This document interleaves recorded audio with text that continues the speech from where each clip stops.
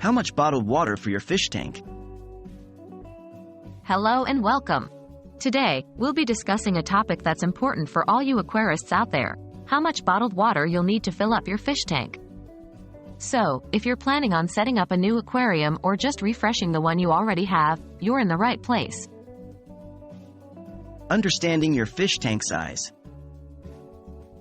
Firstly, it's crucial to understand the size of your fish tank. Fish tanks come in all shapes and sizes. They can range from tiny bowls of just a few liters to enormous tanks that hold thousands of liters. Common tank sizes are often in gallons, such as 10, 20, or 55 gallons, but you may also find tank sizes in liters. Converting gallons to liters. If your tank size is given in gallons, and you're buying water in liters, as most bottled water is sold, you'll need to convert from gallons to liters.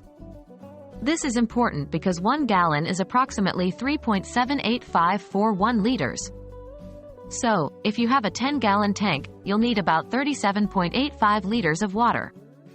Likewise, a 20-gallon tank will require about 75.7 liters, and a 55-gallon tank will require about 208.2 liters. Considering the water bottle size.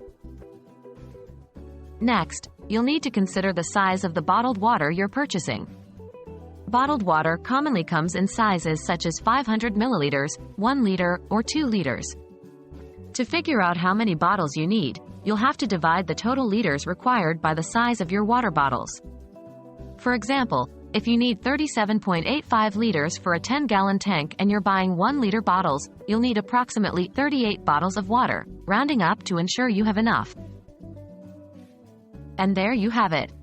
By understanding your fish tank size, converting gallons to liters if necessary, and considering your water bottle size, you can easily calculate how much bottled water you need for your fish tank. We hope this guide has been helpful and wish you the best of luck with your fish keeping journey.